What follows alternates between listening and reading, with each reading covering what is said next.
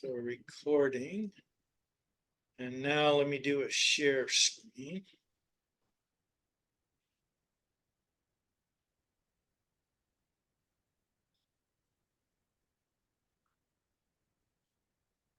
So I start out with this. Let's see, I got pray and record. I start out with this little question. Nobody asked me this. I'm just asking it to myself, saying, oh, Al, why this? Why have a study on Gog and Magog and this prophecy in Ezekiel? And the answer to that would be because there's huge deception is coming. I believe people are going to think that the coming war with Russia, this Gog and Magog thing, is the battle of Armageddon attacking Israel. And the Antichrist will probably come to the forefront during this battle. And then he will be pictured as the returned Messiah. Because if they can portray this as Armageddon, then it makes sense that the Messiah returns, and now we have peace and his kingdom, which will be actually be the seventh head of the beast, and it will be before Armageddon. So anyway, it'll be important to realize that this coming war is not Armageddon, because Armageddon takes place after the rapture. But they're going to want to portray that the rapture was a lie because, hey, we're still here and Armageddon is over. And, Israel had this huge war. And now we have the Messiah / Antichrist. So that's just kind of how I'm seeing the puzzle pieces fit. And everybody can, have their own, how they see it, of course. But anyway, yeah, so the rapture happens after this Third World War during the seventh head of the beast. So Revelation is clear on that the 10 horns and the beast are in play when, Revelation 12, 1 through 5, when the man-child is born. So I'm going to kind of skim through. There's a lot to cover, but I'll skip through some of this. So Jesus, in connection with the coming birth pangs and wars, he said, and you will be hearing of wars and rumors of wars. See that you be not frightened, for those things must take place, but the end is not yet. And then I just say here, people say, oh, there's always been wars, this is nothing. But Jesus doesn't say empty things.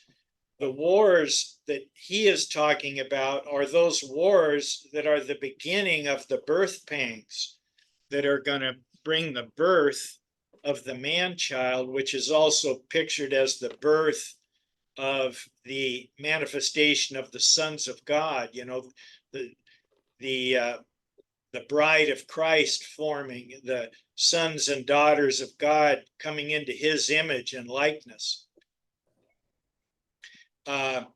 So anyway, continuing with what Jesus said is nation against nation, wars, but all these things are merely the beginning of birth pains or birth pangs. And so, like I say, the only thing birthed that happens right during these wars is the man-child. And this is the fulfillment of the manifestation of the sons of God, where there it talks about the whole creation is in birth pangs. So when Jesus talks about birth pangs, that means something is coming. When a woman has birth pains, that means there's a birth coming.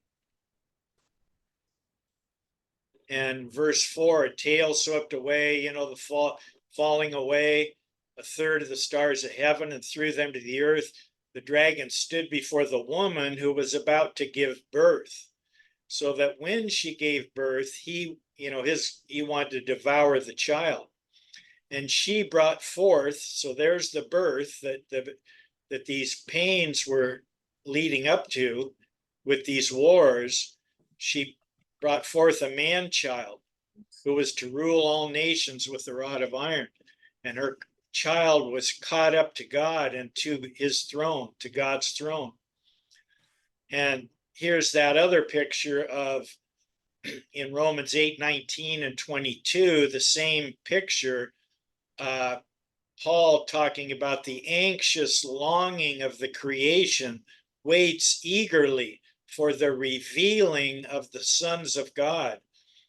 And this word for revealing is apocalypsis. It's the same word for the book of Revelation, the book of revealing, the book of uncovering, to show forth the revealing of the sons of God. And then verse 22, for we know that the whole creation groans and suffers the pains of childbirth together until now. So even in Paul's day, he is pointing this, but he knew that, this was out ahead, this creation bringing forth this birthing through childbirth, the revealing of the sons of God. So that's a big thing that's coming. And this is a very high calling that God has for us. Jesus did a revealing, an apocalypsis. When he was transfigured before them, he revealed his inner nature. And this is what God wants to form, believe it or not, within us, within his bride, within the man-child. Matthew 17:2, and he, Jesus, was transfigured. Remember, he took his three closest apostles up on what's called the inner circle, up on the mount. Mm-hmm. And he was transfigured before them, and his face shone like the sun. And, when you're looking at the sun, you have to turn away. It's so bright. You can't just open your eyes and look at it. And his garments became as white as light.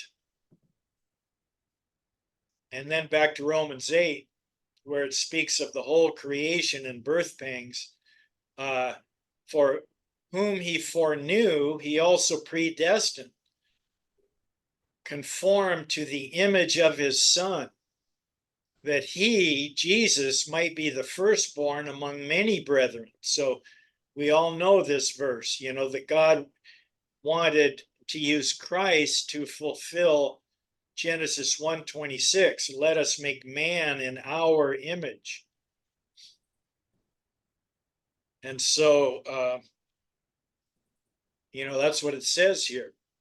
Those whom he foreknow, he predestined to be conformed to the image of his Son.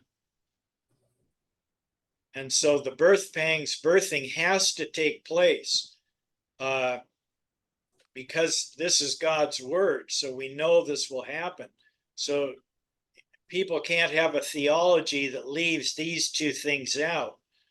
And the big wars are only the beginning of birth pangs, and then the birth comes after these birth pangs or during, but the wars are the beginning of birth pangs.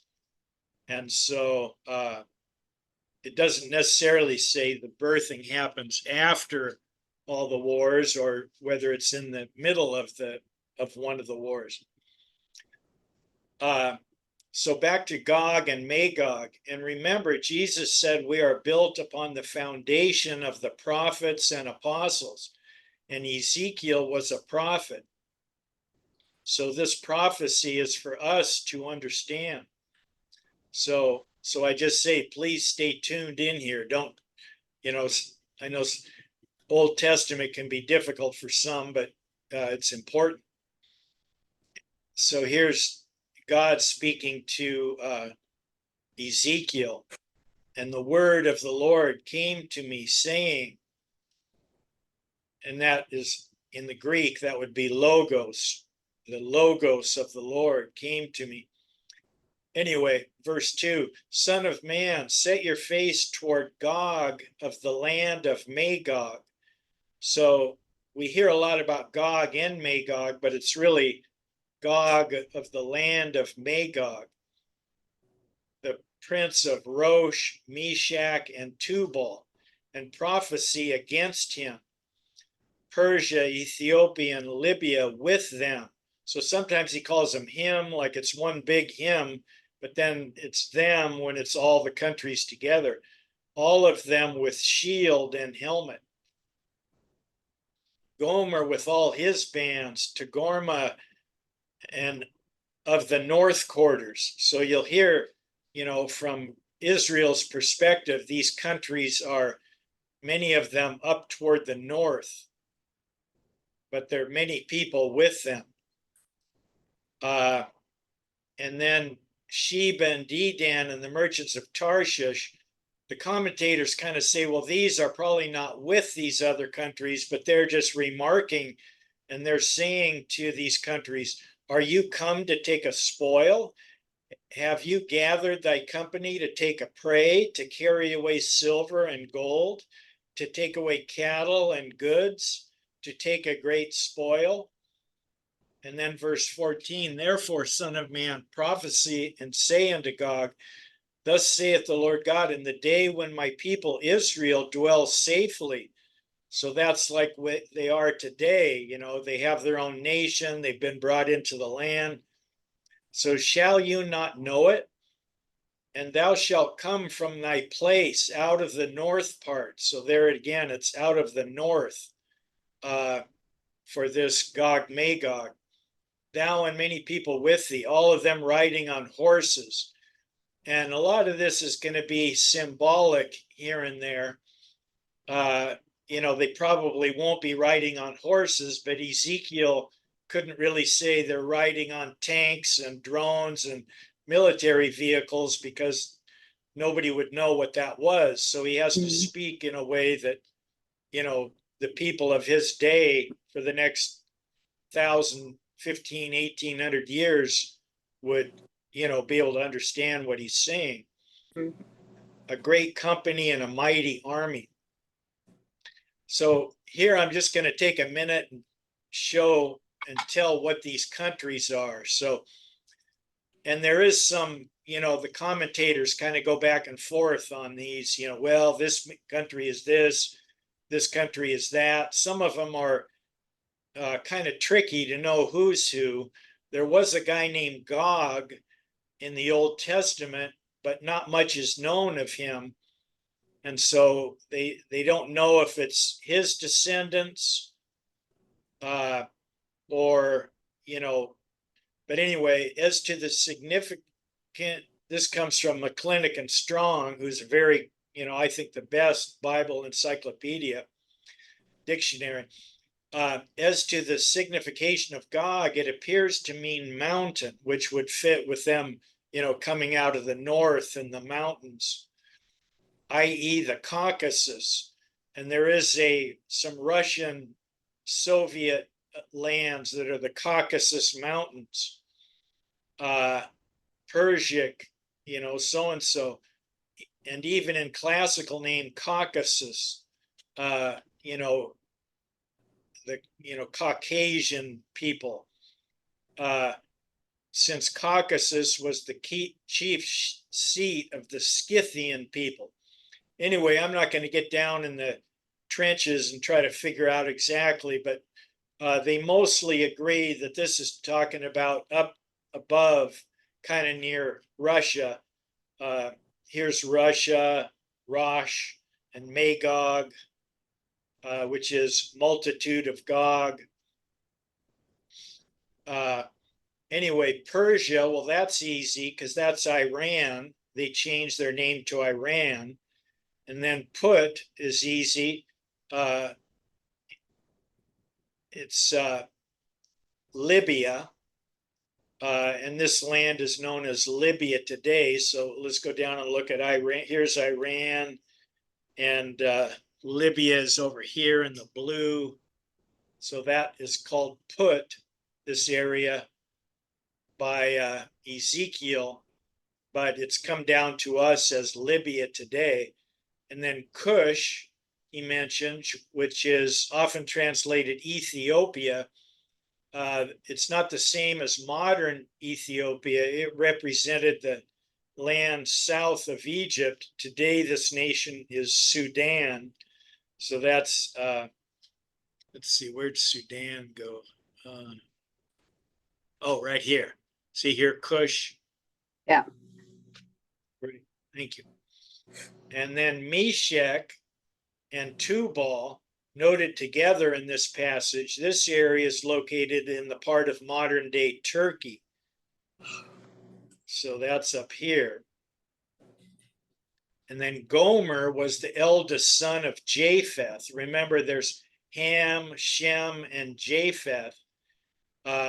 So Ham are normally said to be these African tribes like Egypt, and they came down here, Niger, Nigeria, and then Shem is the Semitic tribes, the sons of Abraham, and so really they all qualify, whether it would be Ishmael or some of the Saudi Arabians came from are Hamitic, and then Japheth, the third one, is more the up here in Russia and these lands, the Caucasus, the Caucasians. That's the Japheth, and that's a simple, and I don't claim to have every historical answer, so but I've just tried to summarize it as best I can.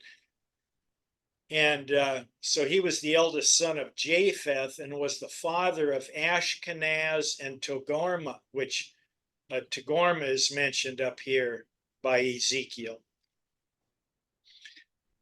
Mm-hmm. You'll hear about Ashkenazi Jews, and they were a lot of them in Germany. And, that's what Hitler, was, they were the Jews in Hitler's day. And then the other main group of Jews are the Sephardic Jews, and they mainly come from Spain. Sepharad is the Hebrew name used for for Spain. So Sephardic Jews there. But anyway, it's just interesting how all these migrations took place and who went where and who is kind of half brothers and sort of brothers, because all that comes into play. Now, we'll shift gears now, but you can see here's this little bitty Israel, and then all these nations that are going to come against Israel. Yeah. And there's a couple of key things to keep in mind is Satan has an overall plan, and then the lower level people, let's say in governments, they have an overall plan where they think, oh, we're fighting for Israel and so and so. But you want to be seeing both plans always. So General Wesley Clark, 10 days after 9/11, showed up at the Pentagon. And remember, the Pentagon, supposedly had a plane, but there was no remnants of a plane. So, most people say it was a missile, but I'm not going to get into that. I'm just saying, after all that, he went to see an old friend. So here's a general going to see a guy who's got, is an old friend and has an office. So these are big wigs at the Pentagon. And the guy told General Clark, hey, we're going to attack Iraq. And General Clark was kind of shocked, and he said, why? Do they think Saddam Hussein is linked to terrorism? And the guy at the Pentagon said, no, we don't know why. In other words, so here these big wigs don't know why we're going to attack Iraq. All they know is that we're going to. And remember, at 9/11, they found 18 pictures of Arabs. And so why are we attacking Iraq if it's Arabs that did it? Anyway, but the point is that even the big shots are compartmentalized. They're not really told what's going on or why it's going on. And then, of course, after Iraq, we attacked Afghanistan. But a few weeks after his first visit to the Pentagon, General Clark was at the Pentagon again, speaking to his friend. And he said, hey, are we still going to attack Iraq? And the guy at the Pentagon said, oh, General, it's worse than that. And then he picked up a sheet of paper on his desk and said, we're going to attack 7 countries. So, again, why are we attacking 7 countries if it was 18 supposed hijackers from, Saudi Arabia, Saudis? But anyway, so on the list of the 7 countries, here are the 7 countries right here. Iraq, which is an Islam, Syria, which is Islam, Lebanon, which is 60% Islam, Libya, which is Islam, Somalia, which is Islam, and Sudan, which is Islam, and then the last one, Iran, which is an Islamic state. And anyway, I'm going to play that clip because I'm guessing that some of you haven't seen that before. So let me zip over there.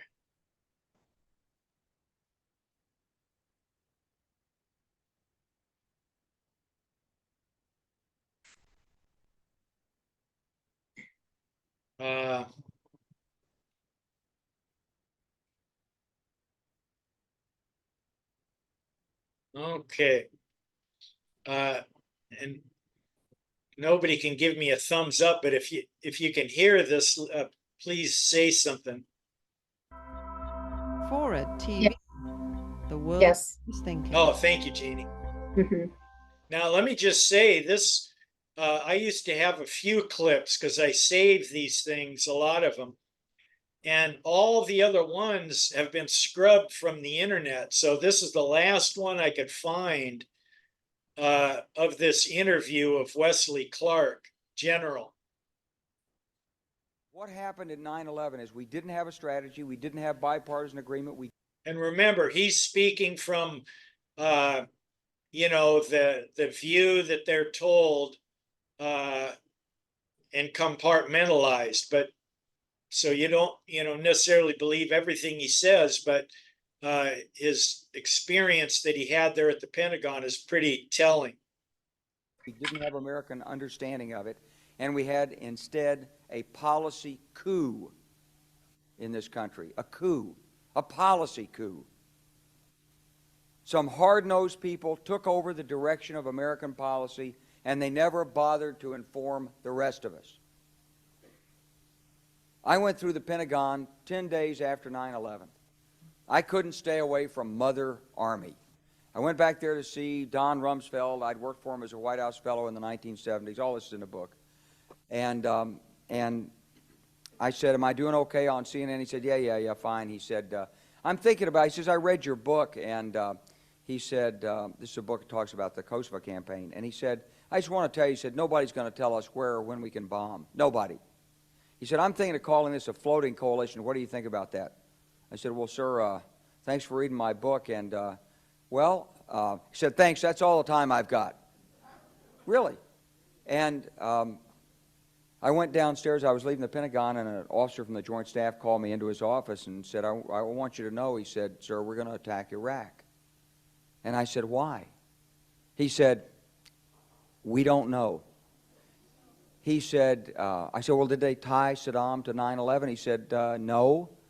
He said, but I guess they don't know what to do about terrorism, and so they think, but they can attack states, and they want to look strong, and so I guess they think if they take down a state, it will intimidate the terrorists. And it's like that old saying. He said, if the only tool you have is a hammer, then every problem has to be a nail.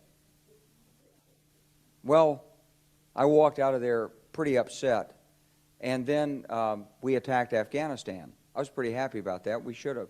And then I came back to the Pentagon about 6 weeks later. I saw the same officer. I said, why haven't we attacked Iraq? We still going to attack Iraq? He said, oh, sir. He says, it's worse than that. He said, he pulled up a piece of paper off his desk. He said, I just got this memo from the Secretary of Defense's office. It says we're going to attack and destroy the governments in 7 countries in 5 years. We're going to start with Iraq, and then we're going to move to Syria, Lebanon, Libya, Somalia, Sudan, and Iran. I said, 7 countries in 5 years. I said, is that a classified memo? He said, yes, sir.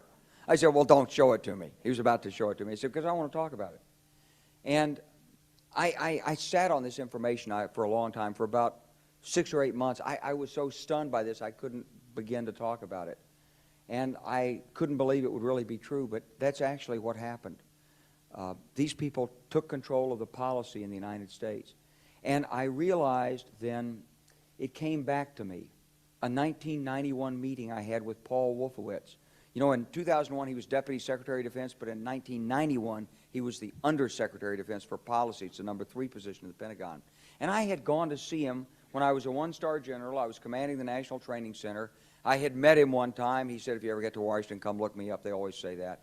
Well, I was there in Washington. It was a Friday afternoon. I'd visited Colin Powell. He'd given me 5 minutes of his precious time and sent me on my way, and I was bored in the Pentagon, and I thought, I'll just go, who can I see? I think I'll see Wolfowitz. So I called, and up there, he was available. Scooter Libby came to the door. I met Scooter for the first time, and he brought me in, and I said to Paul, I said, and this is 1991, I said, Mr. Secretary, you must be pretty happy with the performance of the troops in Desert Storm. And he said, well, yeah, he said, but not really. He said, because the truth is we should have gotten rid of Saddam Hussein, and we didn't. And this was just after the Shia uprising in March of 91, which we had provoked, and then we kept our troops on the sidelines and didn't intervene. And he said, but one thing we did learn, he said, we learned that we can use our military in the region, in the Middle East, and the Soviets won't stop us. He said, and we've got about 5 or 10 years to clean up those old Soviet client regimes, Syria, Iran, Iraq, before the next great superpower comes on to challenge us. And it was like, you know, I'm coming out of the Mojave Desert. I've been training troops. I haven't been thinking geostrategy for some time. And suddenly a guy just sort of shoves this nugget at you. Well, you remember it. It was a pretty stunning thing. You mean the purpose of the military is to start wars and change governments? It's not to sort of deter conflict? We're going to invade countries? And, you know, my mind was spinning. And I put that aside. It was like a nugget that you hold on to. This country was taken over by a group of people with a policy coup. Wolfowitz and Cheney and Rumsfeld, and you could name a half-dozen other collaborators from the Project for a New American Century. They wanted us to destabilize the Middle East, turn it upside down, make it under our control.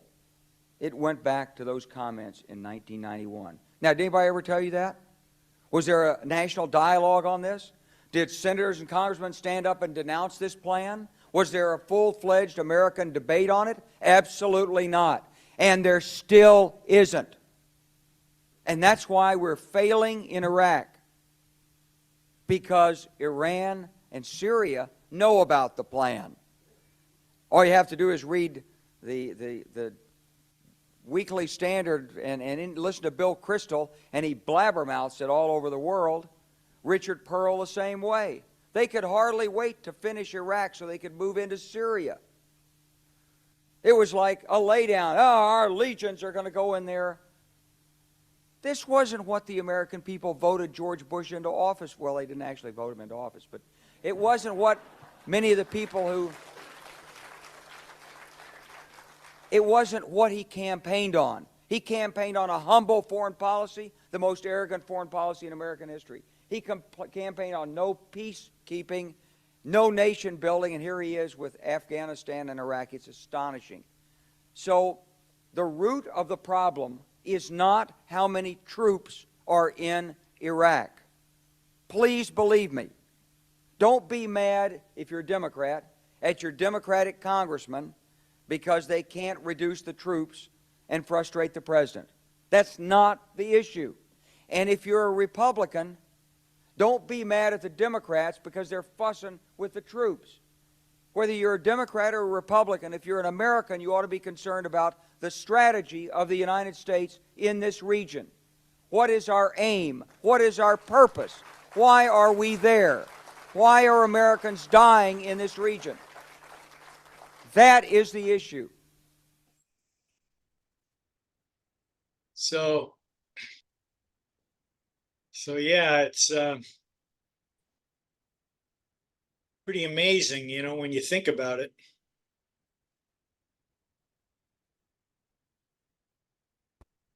Is everybody still there? Yeah, I wish he was still talking, you know. I know, he I had a was lot kind to of say. amazed. I know, Amazed. yeah. And I feel like I've heard some of this before. I don't know Uh-huh. why. It's like deja vu, but yeah. Could be. From him. It gets back to the fact that 9/11 was an inside job. And Yeah. it was all planned to Right, happen the way it happened, to create the wars that they needed to create, and who was behind it. The bombshell for most Americans is Israel with the whole. well, and it goes Behind it above all. that. It goes, you gotta remember who's the highest level is Satan, who Well, his followers call Lucifer. So that's sure. who wants to bring in world government. So that's the real overall arching thing.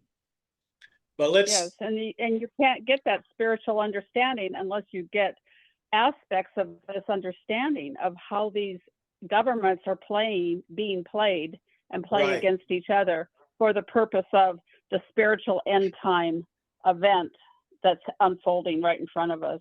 Right. So last on this list of 7 governments, now what they say doesn't always, you know, happen as they want it. You know, God can intervene and different things can happen. But that was so the 5 years that they were going to take over these 7 countries didn't work. But you know how it was only a few years ago that we really started smashing Syria, and then I think they've pretty much, you know, Libya got smashed, Gaddafi, and they stole 144 tons of gold. So pretty much all these others have been taken under, and then the last one is Iran. And the big thing about Iran is, and remember, he called these Russian client states.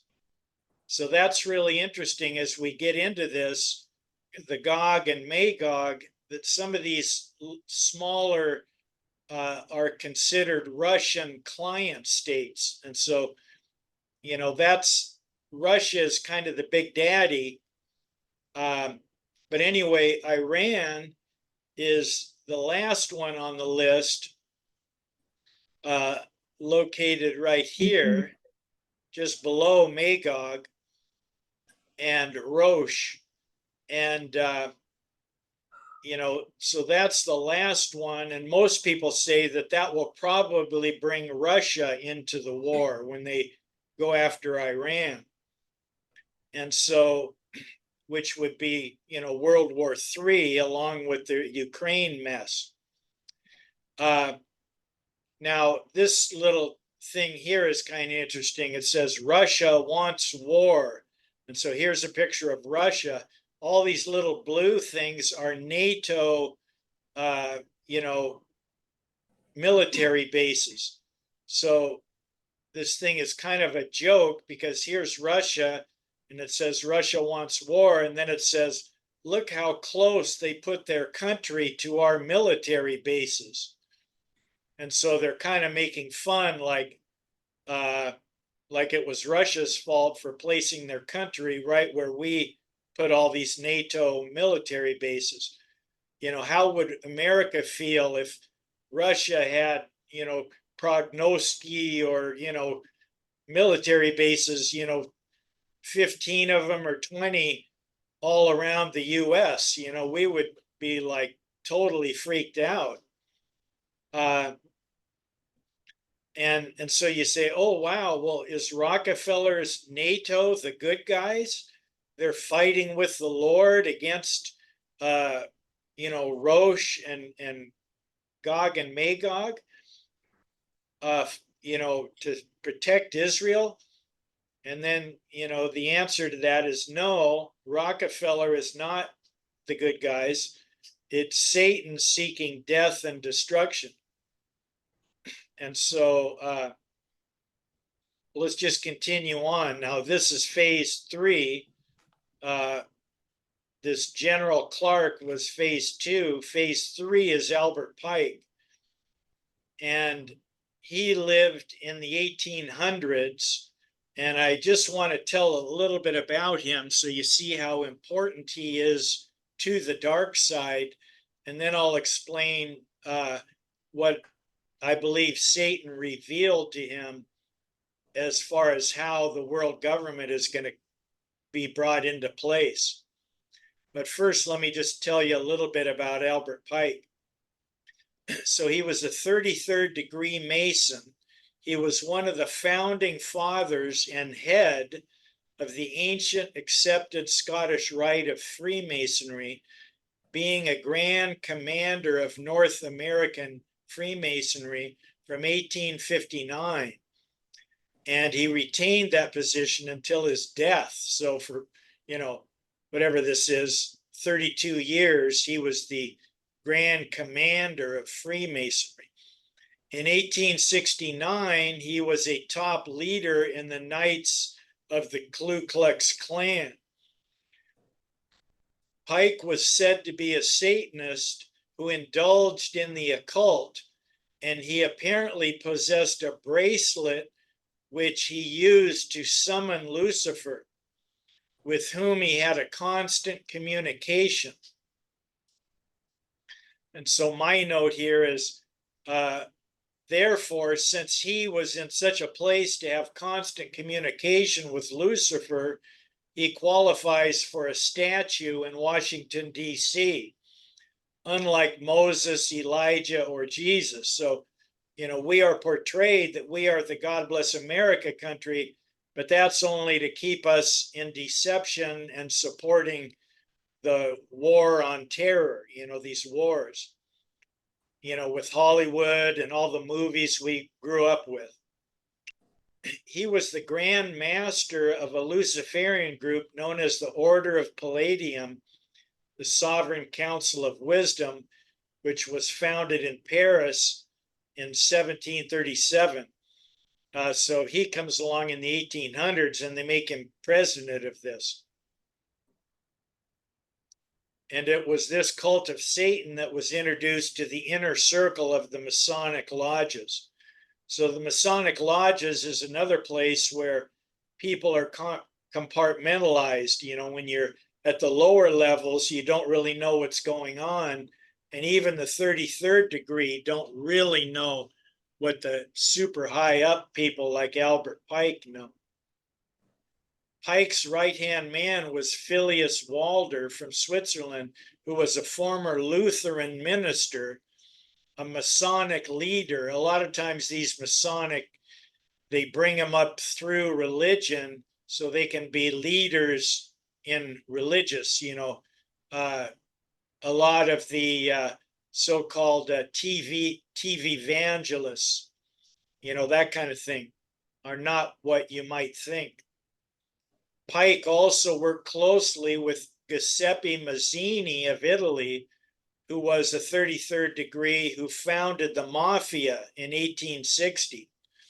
So these are the dark side, the real Luciferian group of people that are working together.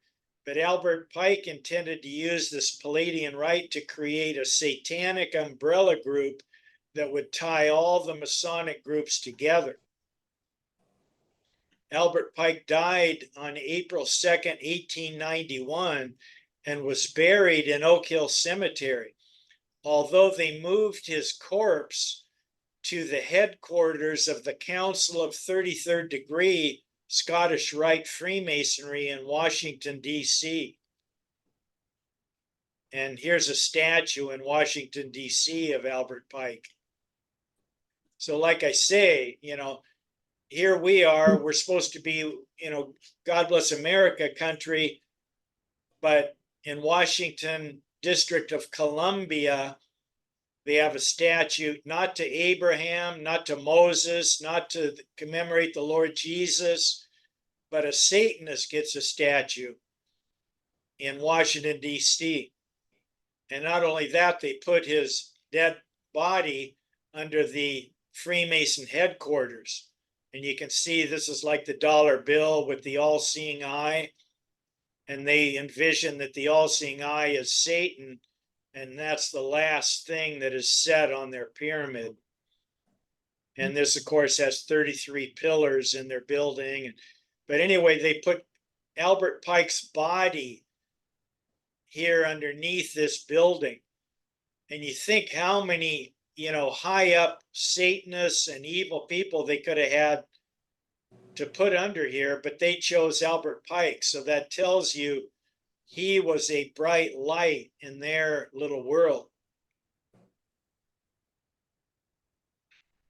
Some of this is covered in this book by Jim Shaw, who was a former 33rd degree Mason. And he happens to state, and he had it in his book, but the publisher made him take it out, that he attended when Billy Graham became a 33rd degree Mason. Jim Shaw was among the small group that was in that meeting. And of course, that's why Billy Graham got in with all 7 US presidents and, was hailed as a, but anyway, that's another subject. So here's this Scottish Rite, on this building where Pike is. So anyway, all that is just to explain who Pike was and why he is so important that his corpse would be reburied under this headquarters of the Freemasons. And so this is how he connects to Gog and Magog and Ezekiel's war. So the quotes below concerning Pike's prediction, which was really not a prediction, but it was Satan giving Pike the information for all those that follow the dark side, the Rothschilds and whoever else, Rockefellers, who created NATO, that we saw those military bases around Russia. But they call it a prediction of 3 world wars that was needed to bring about complete control of the world. So this comes from Pawns in the Game. I don't know if this will show up. See if I can show you. There we go. Sort of. Sorry. I don't know why it does this.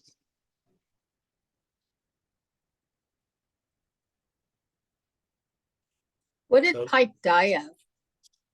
I don't know. I think I have the date of his death in here somewhere, but anyway, I think it was 1891 maybe, but I'm not sure.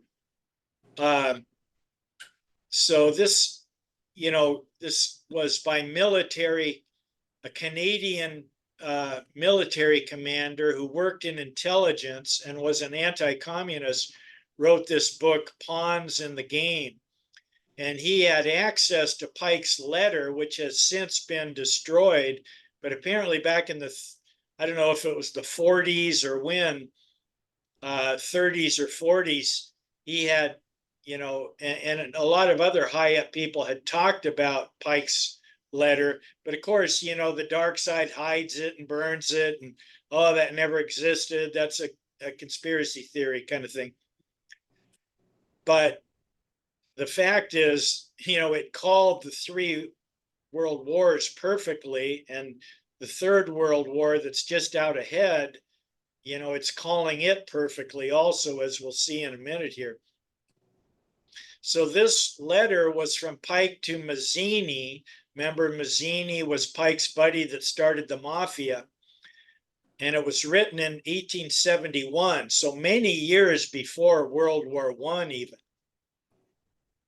And so this is from Pawns in the Game. Albert Pike's plan was as simple as it proved effective. He required that communism, Nazism, and political Zionism and other international movements be organized and used to foment the 3 global wars and 3 major revolutions. So notice this word foment. They always, you hear they're poking the Russian bear, they foment these wars, and they foment race wars, and they foment anything male against female, anything they can do to destroy mankind and get us fighting against each other while they build out their system. The First World War was to be fought so as to enable the Illuminati to overthrow the powers of the czars in Russia and turn that country into a stronghold of atheistic communism. So that's what that was a complete success. The czars in Russia were destroyed, and then the international bankers funded communism, and that became Russia essentially. So then continuing, the differences stirred up by Agent Tour of the Illuminati between the British and German empires were to be used to foment this war. After the war ended, communism was to be built up and used to destroy other governments and weaken religion. So that's a big thing. They don't like religion because that kind of unites people under especially those that love God and love the Lord. They want to weaken that. Then World War II was to be fomented by using the differences between fascists and political Zionists. So that's World War II.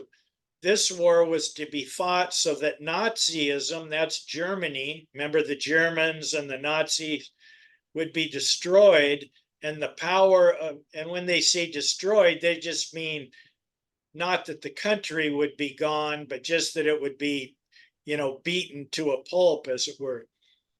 And the power of political Zionism increased so that the sovereign state of Israel could be established in Palestine. So that's a huge thing. There was no Israel. It was just a kind of a desert land with, Bedouins and travelers. But this is Satan and the dark side.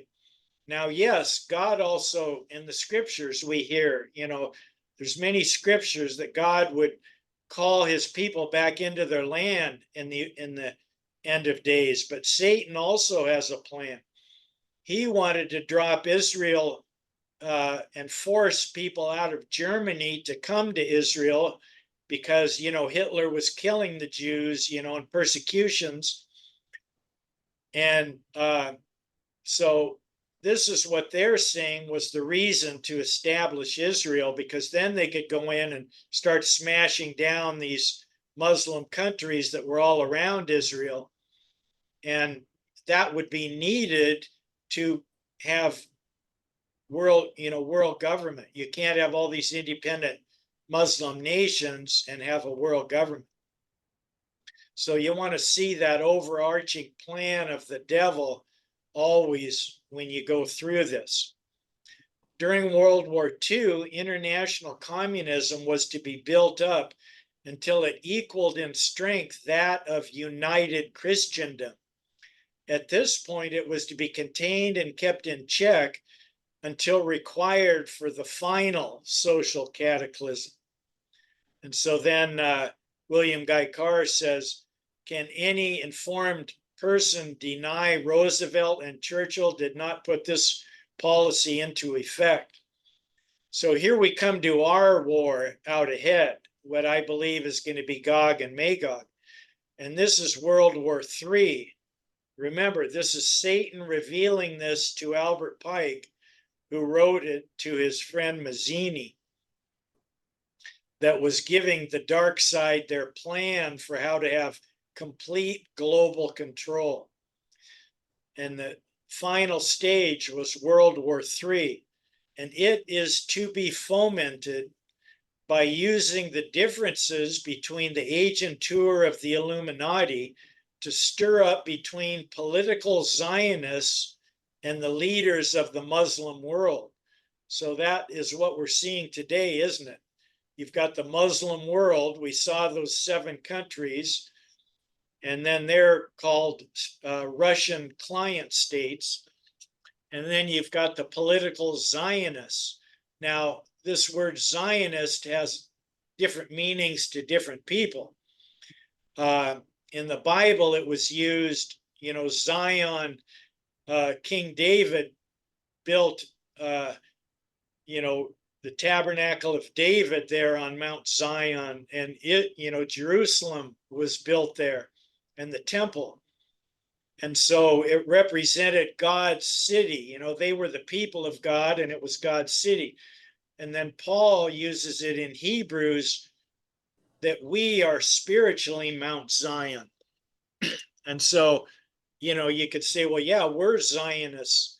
But when they talk about the political Zionists, that's talking about the right wing that wants Israel to rise up and kill all these other people, as it were, with the right wing Christians as part of it. And, any of those groups. And so he goes on and says, this war is to be directed in such a manner that Islam, the Arab world, including Mohammedanism, and political Zionism, USA, Israel, so-and-so, including the state of Israel, will destroy themselves. So Pike is not trying to say, oh, I just love Jewish people, I'll do anything to help Israel. No, that's not what they're about. They are for Lucifer and for world government. That is the highest level of these people, the money controllers included. So they want to smash Israel in this Gog-Magog war, but also smash the US and, bankrupt us and leave us in a mess to bring in world government. You can't have these independent nations. So they will destroy themselves while at the same time remain as nations, while at the same time the remaining nations once more divided against each other on this issue. So this is going to be like all nations will be forced to fight themselves into a state of complete exhaustion physically, mentally, spiritually, and economically. And then William Guy Carr says, can any unbiased and reasoning person deny that the intrigue now going on in the Middle East and Far East isn't designed to accomplish this devilish purpose? And of course, he's writing in the 1950s or so. So how much more is that true today? So they need this third world war to bring in complete control. That's the handbook and the blueprint that Satan gave their shining light, Albert Pike. So when it talks up here about the Arab world, so it says the Arab, Islam, the Arab world, the definition of Arab world, here it talks about, this is an article, the Arab world consists of 22 countries in the Middle East, North Africa. So they list all these ones. Some of them are, ones mentioned in Gog and Magog. So Iraq, Libya, Sudan, Syria, Saudi Arabia is Muslim, Islam. And here's breaking news that I heard just today, that Saudi Arabia is moving away from the petrodollar to join the BRICS. The BRICS, just I highlighted that R because that's all you got to really know is it's Russia, but it's Brazil, Russia, India, China, and I forget who S is. But anyway, and then 59 other countries just signed on to join. So the point is they're moving away from the USA petrodollar. And let me just say that the petrodollar came around in the 70s, where we made an agreement with Saudi Arabia that we would protect them. We'd be, basically probably the agreement was we're either going to bomb you off the world or you'll only sell oil in US dollars. So an agreement was made that we would be their protectors and that they would sell all their oil to all their countries, but they'd have to use the US dollar. And this allowed the US dollar, where we could just, use it like a printing machine, just trillions and trillions printed. But the Saudis and these other countries are realizing, hey, we've been smoked by this because these dollars aren't worth anything anymore because the US is printing so many. And that's why, poor people now, they can't afford food because the price of food has gone up so much. But anyway, there's big things going on in all these different things that are happening. And they want order out of chaos. That's their motto. So just a quick note, it's important to realize, and I guess we already talked about this, and thank you, Lynn, for bringing that up, but it's important to realize that although many of those building out the New World Order are Jewish, whether Hollywood, banking, vaccines, White House administrations, and this isn't me saying it, it's Adam Sandler. He's the guy. So if anybody doesn't like it, get mad at him. The highest leaders are not really pro-Israel or pro-Jewish, just like Pike. He's totally okay with a bunch of Israelites being smashed so that they can bring in their world government and the Antichrist. So, because in World War III with Gog and Magog, and then even more so when Armageddon hits, the 10 kings and the Antichrist are going to bring all the countries at war to smash Israel. So they just want death, destruction, hatred. You can't look at them as pro-Israel. Satan and the 10 kings and the Antichrist will use Israel, and they will use Freemason Gentiles, but they're not for them. Revelation 16:4. This is for Armageddon. For they are the spirits of demons performing signs which go out to the kings of the whole world. So this is the time of the 10 kings, to gather them together for the war of the great day, the Almighty. So this isn't the Gog-Magog war. This is Armageddon, when you have the 10 kings coming to smash Israel.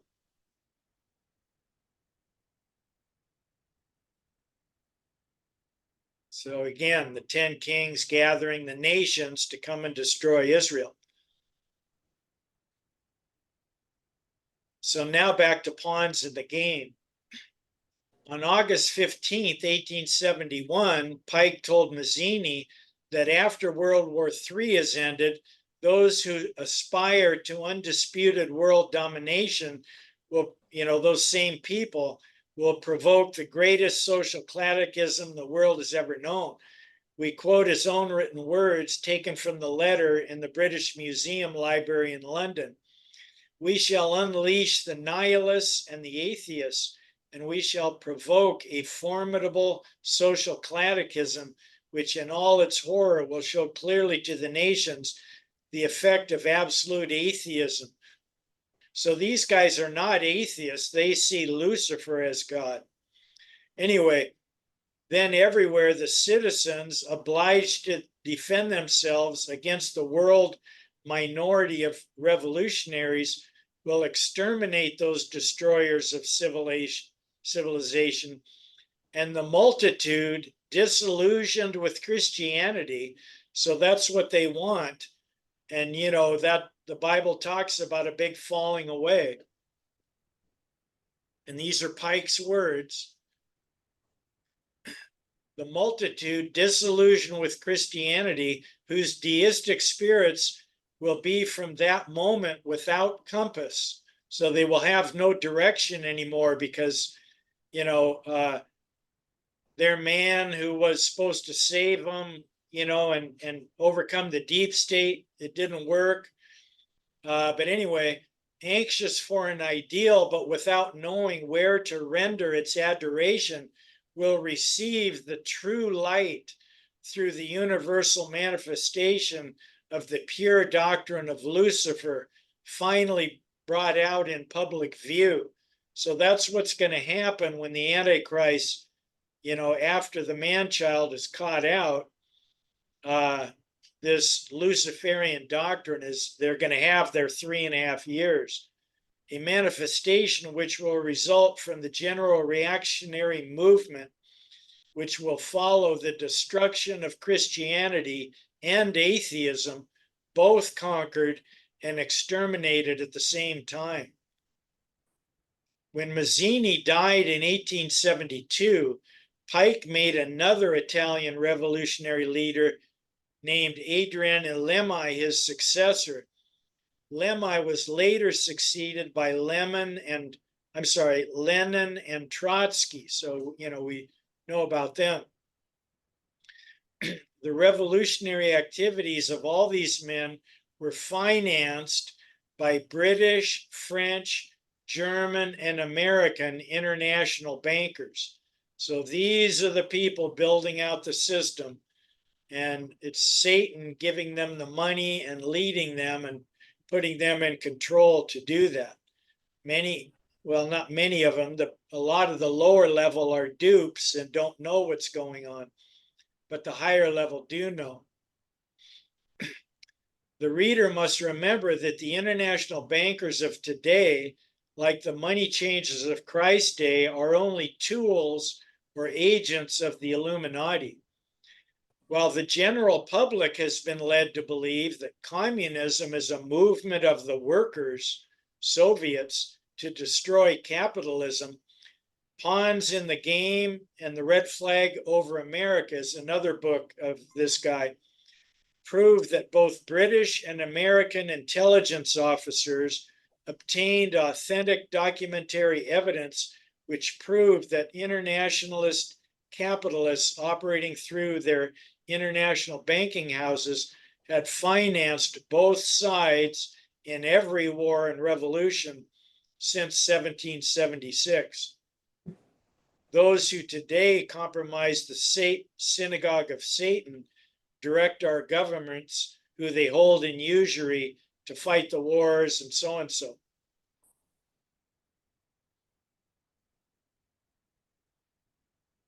There's plenty of documentary evidence to prove that Pike, like Adam Weishaupt, was head of the Luciferian priesthood of his day.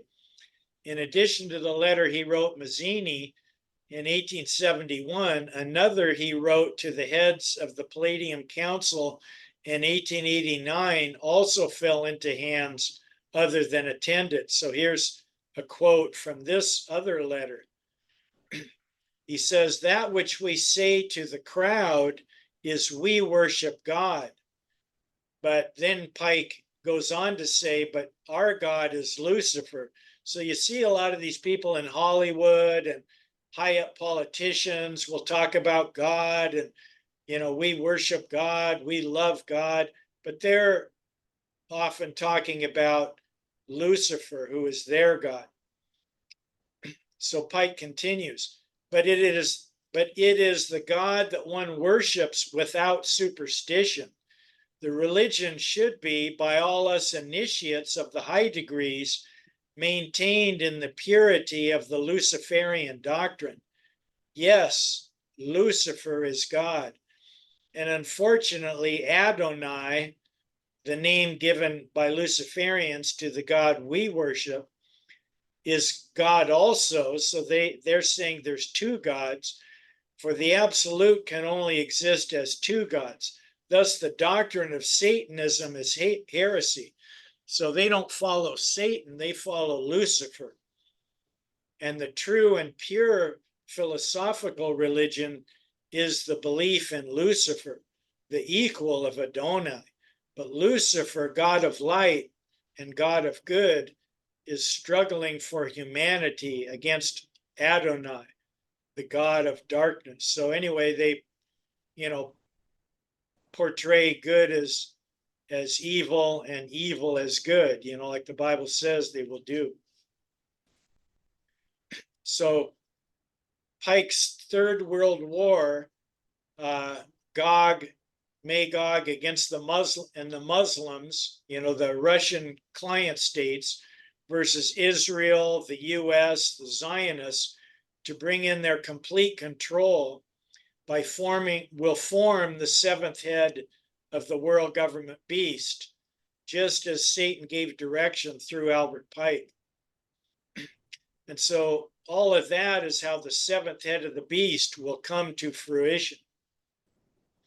And now we want phase 4 here is we want to see how this fits with Christians believing the lie in Greek, 2 Thessalonians 2, 9 through 11, where it speaks about the lie very probably being that the Antichrist is the true Messiah. So that is what is going to be. It's not just called a lie, but it's the lie. It's a lie, that is a very huge lie, where they herald where Israel, we know, is going to accept the Antichrist and think he's the Messiah. And therefore, much of right-wing Christianity, including the right-wing Trump-following Christians, are probably going to be led right into this. And my guess is they will say, look, we just came through Armageddon, and now we have the true Messiah. And so that's, the rapture was a lie, And because Trump will support this, then all that, what am I trying to say? The Zionists, all the Zionists are going to follow along with that. But when it talks about the lie, it connects it right to the lawless one. So 2 Thessalonians 2, 8 through 11, it's talking about then the lawless one will be revealed. That is the one whose coming is in accord with the activity of Satan. And and then he ties in the deception as we're building up to this lie with Satan and the deception of wickedness for all those who perish because they did not receive the love of the truth. They wouldn't hear what you had to say about, who these people really are and what's really going on. Anybody who's tried to talk to those people, they know you're not going to get anywhere usually. But they didn't receive the love of the truth. And for this reason, God will send upon them a deluding influence that they might believe what is false. That's not a very good translation there. The King James is actually better here, that they should believe a lie. But the Greek is even more clear. It's the lie, that they should believe the lie.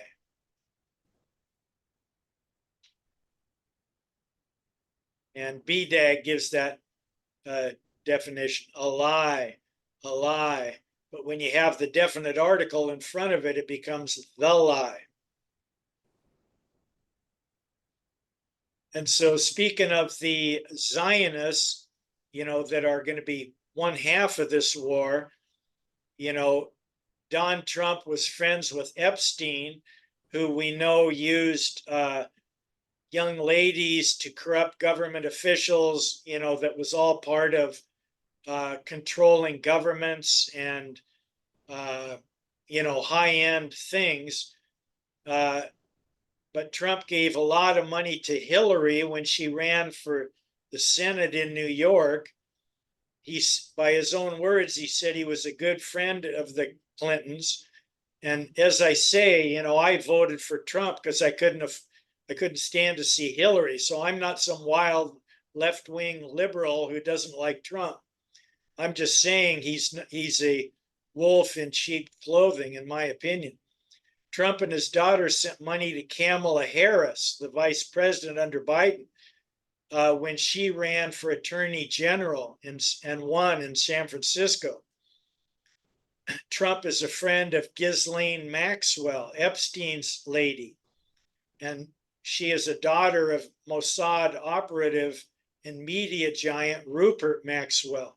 Trump has been on Rupert Maxwell's yacht several times.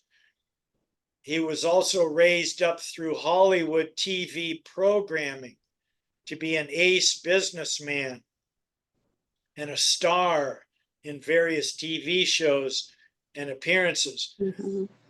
But none of that means anything because people want to believe that Trump is a new man fighting the deep state. And somehow Trump is going to fight this seventh head beast and knock it down. And, you know, we're going to just ride off into peace and make America great again.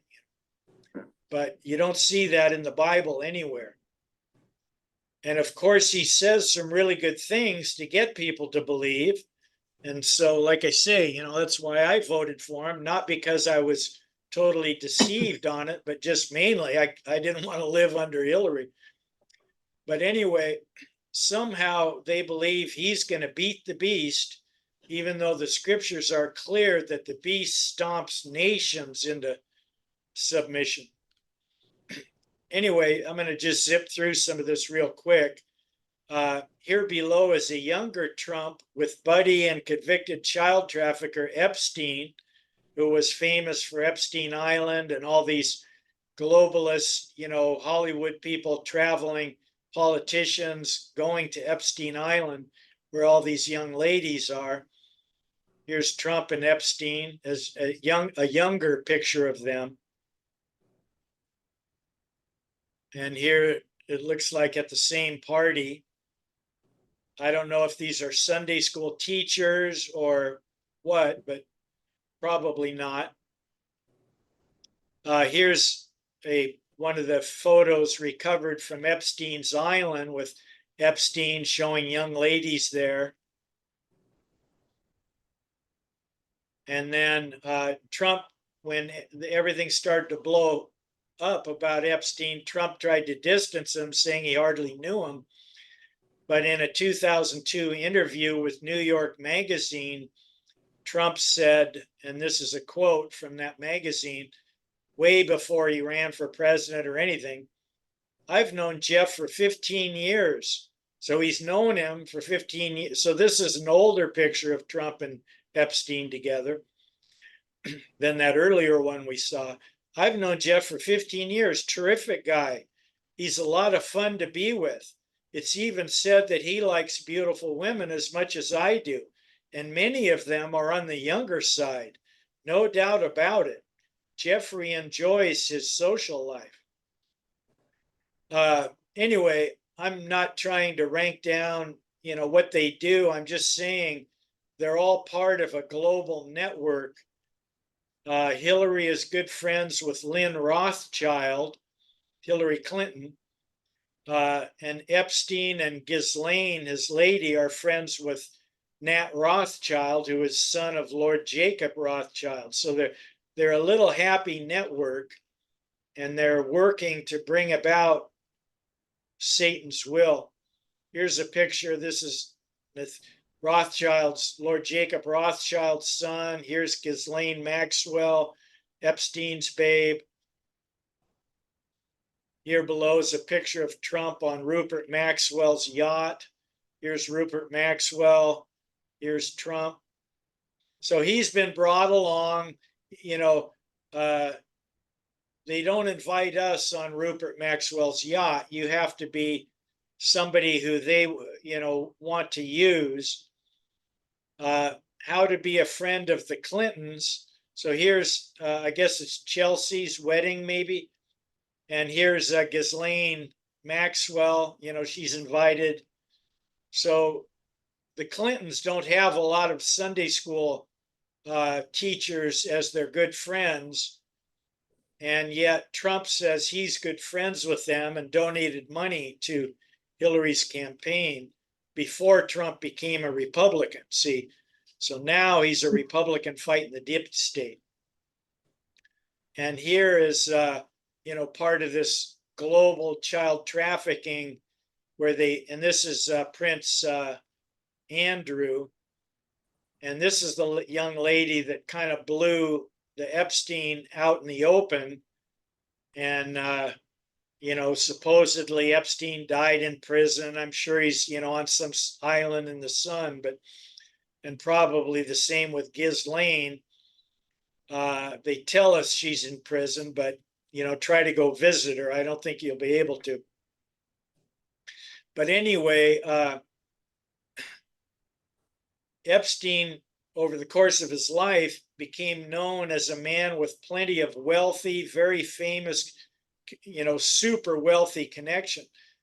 The deceased, at least they tell us, billionaire, was often willing to do things for those connections, including allowing them to use his private jet, which was disturbingly nicknamed the Lolita Express.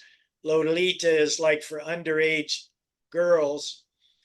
Epstein allegedly used the plane to carry underage girls across the country to his various properties. And, we know it's a who's who on his plane list. Jeffrey Epstein's former pilot testified that Bill Clinton, Donald Trump, and Prince Andrew all flew aboard Epstein's private plane. He testified that in November 2021. Epstein's former pilot was called in to testify. But anyway, if you're a Zionist, then forget every picture you've just seen. And here below is the true picture that Hollywood would have us believe. Okay, are you ready? Here we go. This is it.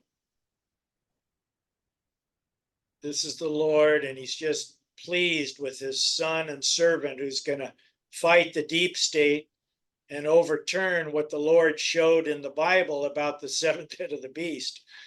So you can see the Lord here is just in amazement at this man, as are the Zionists.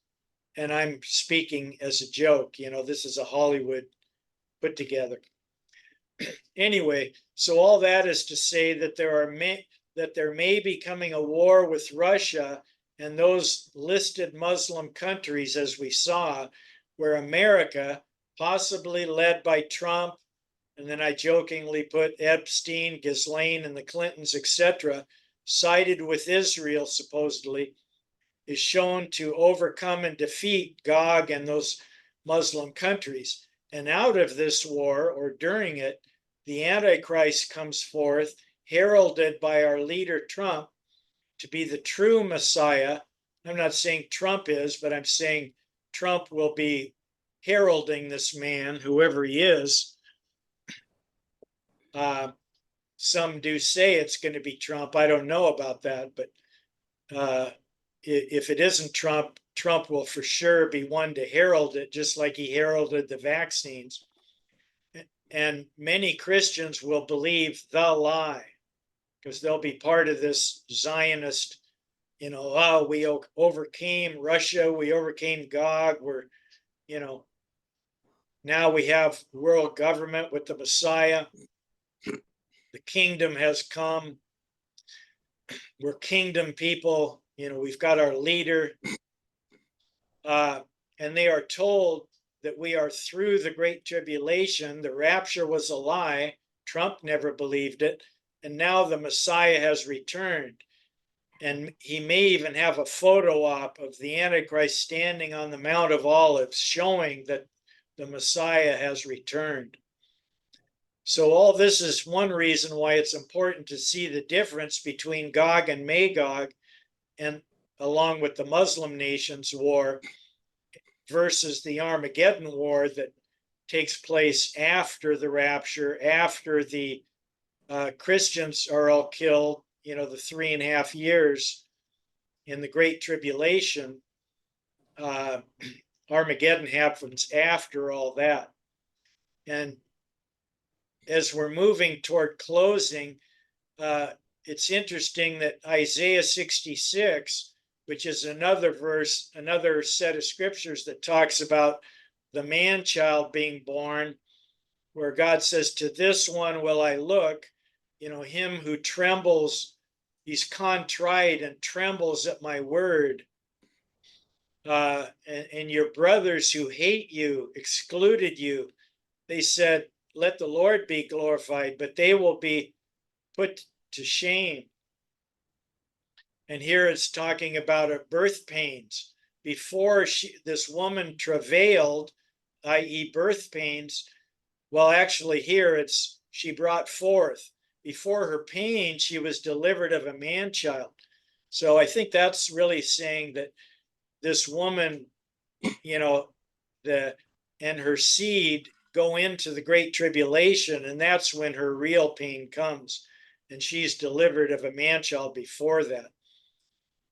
Who has heard such a thing? Who has seen such things? Can a land be born in one day? Can a nation, i.e. the sons of God, be brought forth all at once? This birthing? As soon as Zion travailed, she also brought forth her son. So this is talking about spiritual Zion, bringing forth those in the image and likeness of God that is out ahead for us. So we have to hold to those promises. But after all that, it talks about, the Lord recompensing against his enemies. Tarshish, Put, Libya, in other words, Lud, Meshech, these are all these Gog and Magog. So here the man-child is coming, and then these right at a similar time with all these Gog Magog nations being attacked. Being destroyed. And they will declare my glory among the nations. Then they shall bring all your brethren from the nations as a grain offering. And sometimes, it starts off talking about Gog and Magog, and then it moves on and is maybe talking about the beginning of the millennium. But anyway, and then one last thing I just wanted to say is that although the Gog-Magog war is pictured as the same as Armageddon by some, there are major differences. So I'd like to go into that first. I believe the devil wants people to think that Gog and Magog is Armageddon so that he can convince people that the rapture was a lie and that Armageddon just happened after this Third World War. As I've already said, but as Pike said, the Christians will be so disillusioned that they will then accept the light of Lucifer. And the Bible speaks of a great falling away at this time. So just want to cover quickly a few differences so that you can see there are major differences between the Gog-Magog war and Armageddon.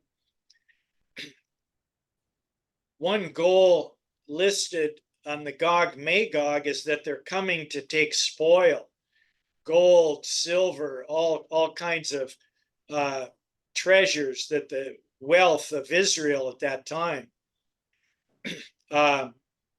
Whereas the goal of Armageddon is the 10 kings, coming to destroy Israel. It says that the demons are gathering the nations to come down and smash and destroy Israel. And they will destroy a lot of Israel at that time, but it says God will bring I think 2/5 through the fire or something like that. So you have to see that, Satan and the highest, they don't have any problem with killing masses of Israelites. The leaders of Gog and Magog we saw were the Russian, Rosh and Gog and Magog, and the Islamic Confederacy, who are called the Russian client states. And then the leaders of Armageddon are the Antichrist and the 10 kings. They're called, some of these kings are called the kings of the East, which the Greek word is Anatole, which means rising of the sun.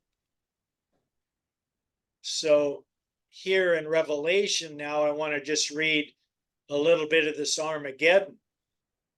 So Revelation 6:14, for they are the spirits of demons. So these are demon spirits gathering the people, performing signs which go out to the kings of the whole world.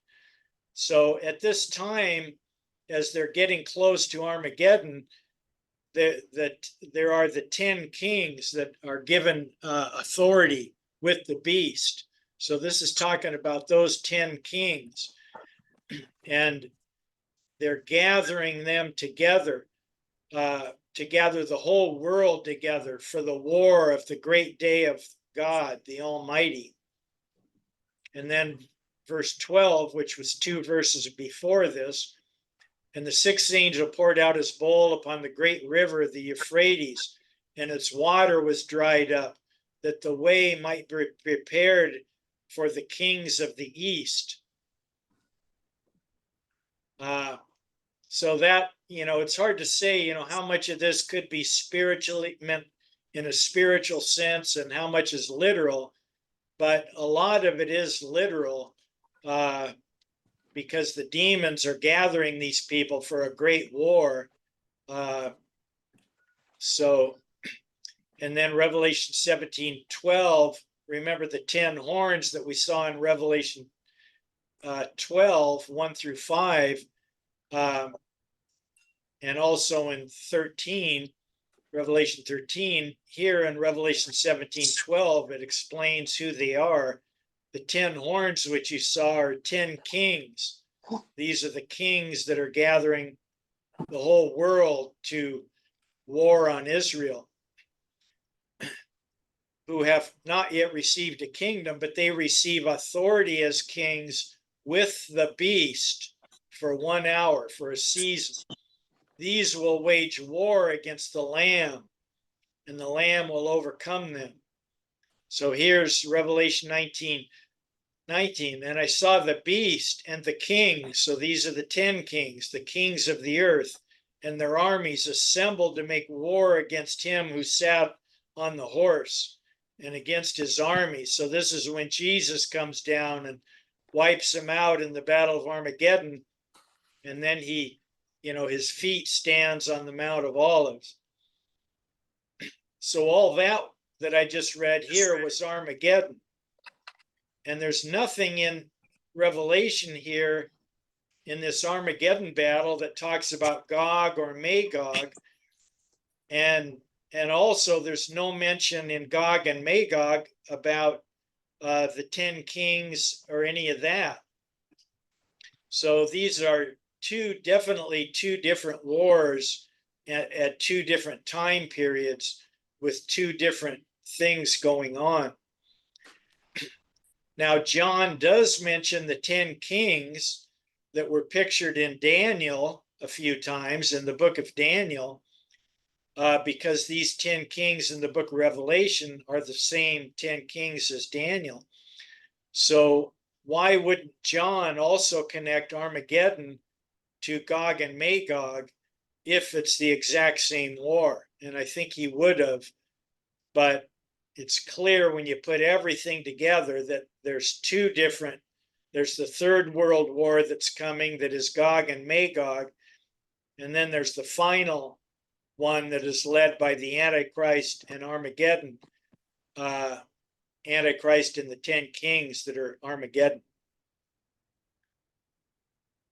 So, whoosh, thank you for, I was afraid I wouldn't make it all the way through, so. But So what do you think about the timeline of this, Al, as far as the Third World War? It's just yeah, a wait and see then? well, I really think Trump's going to be involved because I think it's, I don't know if it'll start under, I really don't have any set thing other than it could happen fairly quickly. The World War could, with all the weapons we have today, the countries could be annihilated and destroyed in a year easy. So it wouldn't have to take that long. It's just a matter of when. And we know Trump is, portrayed as very pro-Israel. And so he would probably be the president to have in power when all this takes place. But that's just a guess. And then the financial world has to me, it has to be in alignment. There has to be some sort of a global, I don't use that word, but, for lack of a better term, a global financial unity of currency. Yeah, no, good point. Yeah, that'll come in also, and it probably might be part of what I had talked about with the dollar. Now the Soviets are moving away. That was the only thing that propped up our dollar, is that you could buy oil with it. But now they're going to start selling oil to all these other countries in, at least that's what's being put out. Now a lot of times they'll put out something like that so all the conspiracy people look stupid, and then they'll come out and say, oh no, that's not what we're doing. But they are leaking it out that, and it's pretty good news sources that are saying that Saudi Arabia is moving away from the petrodollar and they're going to BRICS, which is Russia and their client states, and selling oil in their currency. And so probably what will happen is the dollar will, they'll say, oh, golly gee, the dollar is collapsing. We need to go with a global currency. And then that'll be part of this, either brought in at the end of this global Gog Magog war or during it, I don't know. But it'll be at a time when people are so exhausted, nobody can fight everything. They're just glad to have world government come in where we have peace from all these wars and cataclysms. That's how it will be shown, and then we'll be in world government. But the 10 horns will not have yet received outward power as kings, but they're underground. They don't have their crowns yet in Revelation 12, 1-5. And the thing is we don't need that oil, but it's all so interconnected with these foreign nations, but we don't need it. Our nation has an abundance of oil and natural gas and reserves like no tomorrow. But they don't want you to know about the reserves either, but they're down underneath the coastline and off of Texas. Yeah, and if we giant underwater caverns off the ocean underneath the shelf of Texas are filled with oil. That's a great point, Lynn. And if we were the God of Bless America, we would say, hey, let's quit, sending all our money way over there to Saudi Arabia for them to ship oil. Just think how expensive that would be to have these big giant containers you have to buy, and you got to fill them with oil. We could use our own, but they don't want to do that. They want to have reasons why we got stuck having to buy their oil. And it's always the controllers that have their reasons for doing what they do, and we're not told about that. So yeah, Yeah, thank you. That's there's a lot of stuff in these other countries, like the poppy fields of Afghanistan. That was one major reason for going to war, because they needed the poppy fields to create the heroin, to Yep. flood the United States with heroin, so they could create the war on drugs that they create, so they can create the crime, so that they can keep that whole mafia enterprise up and running. right. It's also wicked. Yeah. Ah. Yeah. It's only going to be the Lord that overcomes that whole thing. And so, yeah, no, that's a great point, Lynn, about the oil and all that. Yeah, absolutely. But give them bread and circus, because we've got baseball, football, soccer, Yep. basketball. Give them bread and circus. And then we when got that the doesn't right work, left. We can fight about the right left and who's going to vote for this one there and you that go. one.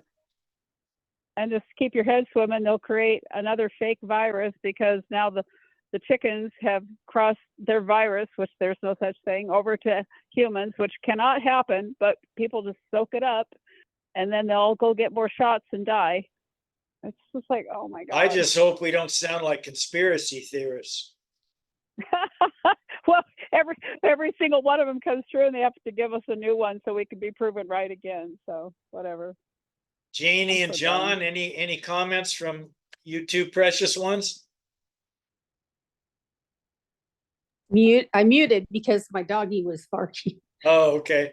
No, it's just fascinating, and always learning something.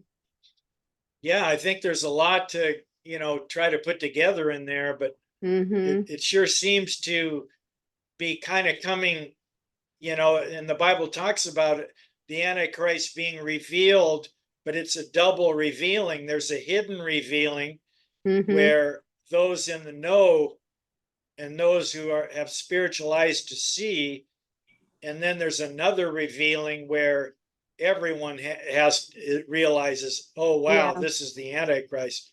When it But goes public, yeah. but the Christians, it's too late at that time, because now they're in the Great Tribulation. Those that had to buy gold tried in the fire. But Mm-hmm. so anyway, we have a lot out to think about and a lot to keep us moving toward the Lord, because we have the promise. He says we have these precious promises that we got to hold to, that he, as a body, we're joined together as each joint supplies, we're held Mm-hmm. together, and he is growing that body into his image and likeness. And it's Mm-hmm. going to come out and be birthed in a day, it says. So Our job is to warn our brethren. yeah, and to keep preparing, to be his bride and love him, not just we can't just fight the enemy, because we want to be that bride, and that's going to be part of being his image and likeness. Like Jesus said, love the Lord our God with all our heart, soul, and mind, Mm-hmm. and our brethren as ourselves, kind of thing. Those that resist all of this, among the brethren, will be those that hate us. Yeah. Those that hate the truth.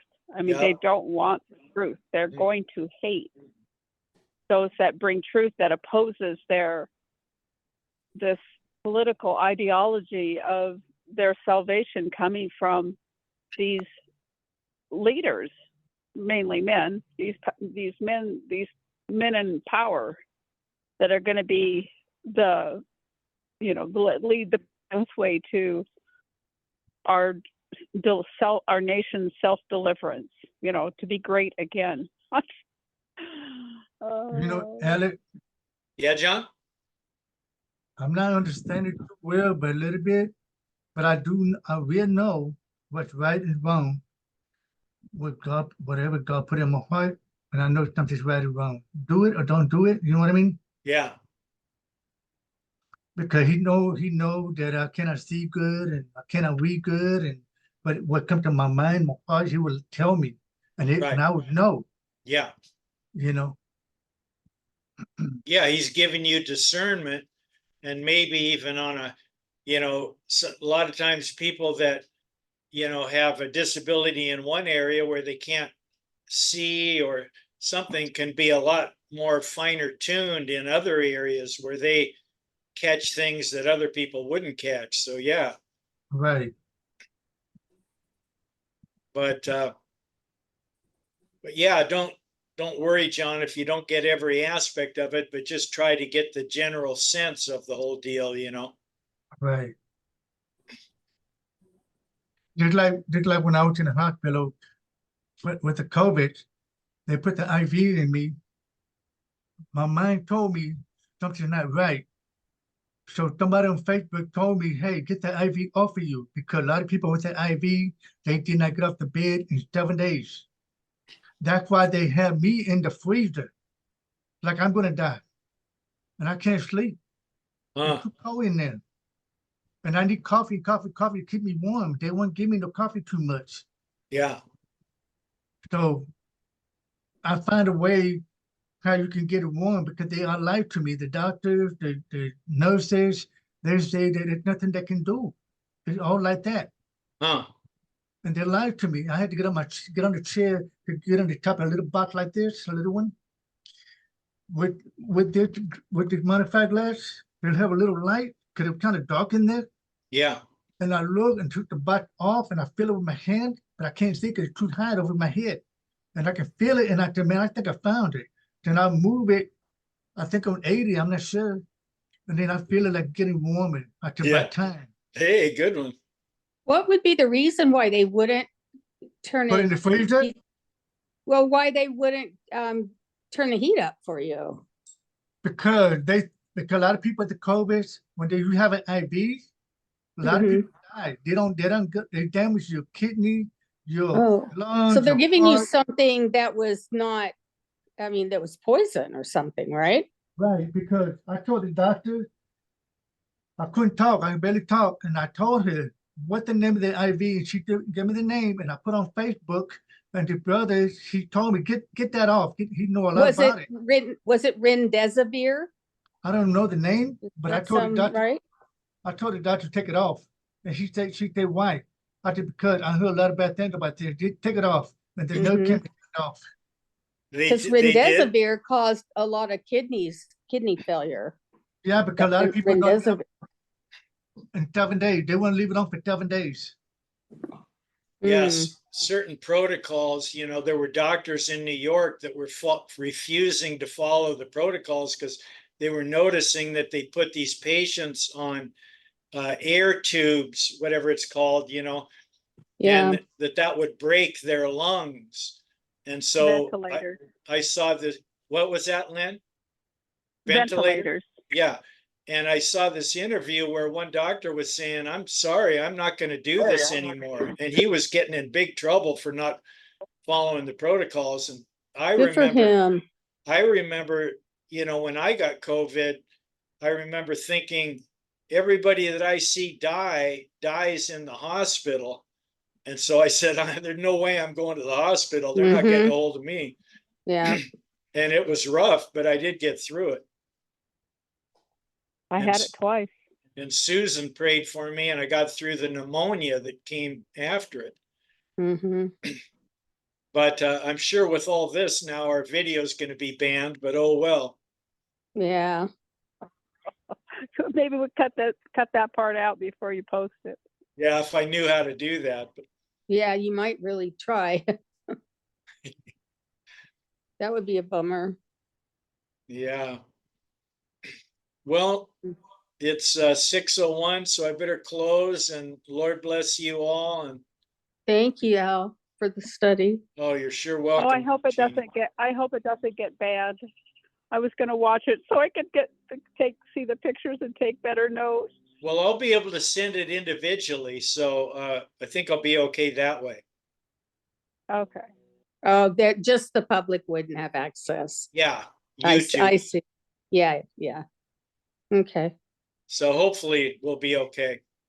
Yeah, hope so. Well, you guys have a nice rest of the evening, and we'll see you next Sunday. Amen. Good to see everyone. You too. You guys too. God bless. Thank you. Lord bless. Have a good week. Thank you. God bless you. God bless you, Lynn. God bless you, Thank you. John. Good to see you. You too. Thank you. You're welcome.